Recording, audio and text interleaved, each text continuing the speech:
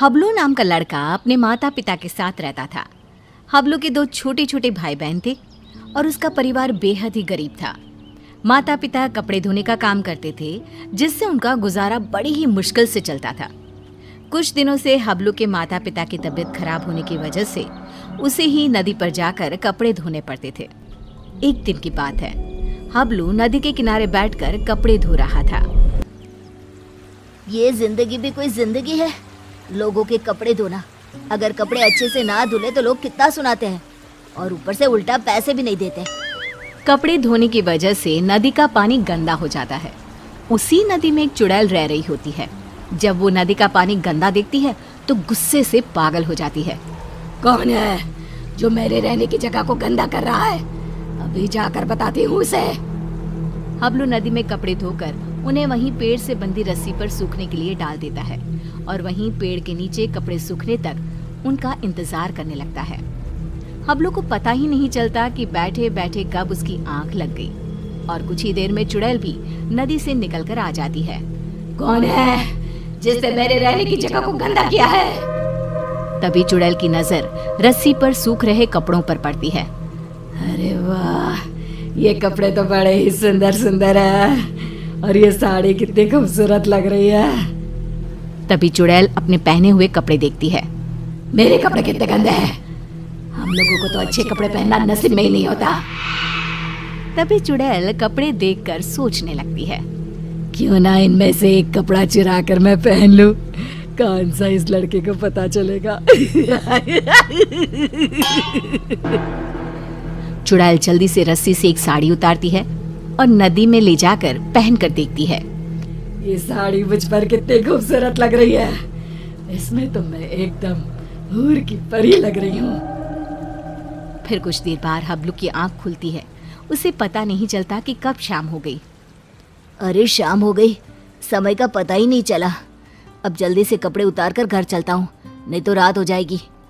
हबलू रस्सी से कपड़े उतार कर घर चला जाता है और घर जाकर कपड़ों की गिनती करके उन्हें एक गठरी में बांधने लगता है। 1 2 3 और ये 5 और ये 9, ये कैसे हो सकता है? मैंने तो 10 जोड़े कपड़े धोए थे, इनमें तो एक कम है। दोबारा गिनता हूँ, कहीं मुझसे कपड़े गिनने में भूल ना हो गई हो। हबलू एक एक करके दोबारा कपड़े गिनने लगता है, पर इस बार भी कपड़े 10 जोड़े की जगह 9 जोड़े थे। कपड़े कम होने की वजह से वो परेशान था। ये सब सोचते सोचते उसे कब नींद आ जाती है पता ही नहीं चलता। अगली सुबह हबलू फिर से कपड़े लेकर नदी पर धोने के लिए चला जाता है और जैसे ही वो कपड़े धोने लगता है, नदी का पानी कपड़े धोने की वजह से फिर से गंदा होता है। ये देखकर नदी में रह रही चुड़ैल आग बबूला हो जाती है। ये लोग मुझे चैन से रहने भी नहीं देते। आज फिर ये लड़का कपड़े धोकर मेरी रहने की जगह गंदा कर रहा है। आज मैं ऐसा सबक सिखाऊंगी कि ये कपड़े यहाँ धोना ही भूल जाएगा। हबलू के कपड़े धोने के बाद वो उन्हें पेड़ से बंधी रस्सी पर सूखने के लिए डाल देता है। जब तक ये कपड़े सूख रहे हैं, मैं यहीं पेड़ के नीचे कुछ देर आराम कर लेता हूँ। हबलू वहीं पेड़ के नीचे एक कपड़ा बिछाकर लेट जाता है। ठंडी ठंडी हवा चल रही थी तो लेटते ही उसे नींद आ जाती है और पता ही नहीं चलता कि कब उसकी आंख लग जाती है। कुछ देर बाद चुड़ैल भी नदी से निकलकर बाहर आ जाती है। आज मैं उसे छोड़ूंगी नहीं। मेरे रहने की जगह गंदी करके खुद चैन की नींद सो रहा है। आज तो मैं उसे मार ही डालूंगी। चुड़ैल हबलू को मारने के लिए आगे बढ़ती है तो रस्सी पर सूख रहे कपड़े देखकर रुक जाती है। अरे वाह, आज भी सुंदर सुंदर कपड़े सूख रहे हैं। चुड़ैल रस्सी से एक अच्छी सी साड़ी उतारती है, नदी में ले जाती है और पहनकर देखने लगती है। ये साड़ी तो मुझ पर कैसे भी ज्यादा सुंदर लग रही है। वो चुड़ैल साड़ी पहनकर नाचने लगती है। मेरा पिया घर आया ओ राम जी, मेरा पिया घर आया ओ राम जी। अब तो जब भी कपड़े धोकर सुखाया करेगा, मैं चुपके से जाकर उसके कपड़े चुरा लिया करूंगी और पहन लूंगी। उस लड़के को पता भी नहीं चलेगा कि उसके कपड़े कौन चुरा कर ले जाता है। और अगले दिन नदी का गंदा पानी देखकर चुड़ैल फिर से बाहर आती है और फिर से देखती है। ये लड़का आज भी कपड़े सुखाकर सो रहा है। इस तरह से चुड़ैल हर रोज चुपके से जाती, एक अच्छा सा कपड़ा उठाती, नदी में ले जाती, पहनकर देखती और खुश होती। जब हबलू सोकर उठता तो वो एक जोड़ी कपड़े गायब पाता। कपड़े चोरी होने की वजह से हबलू बहुत ज्यादा परेशान हो जाता है। समझ में नहीं आ रहा कि मेरे कपड़े कौन चुरा कर ले जाता है।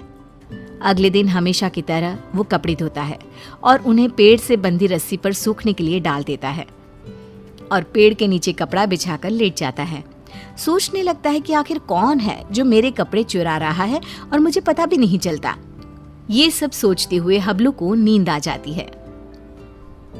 गंदा पानी देखकर चुड़ैल बाहर आती है और ध्यान से सभी कपड़ों को देखने लगती है। तभी उसे एक लाल रंग का सुंदर सा लहंगा पसंद आता है और वो उसे अपने ऊपर लगाकर देखने लगती है।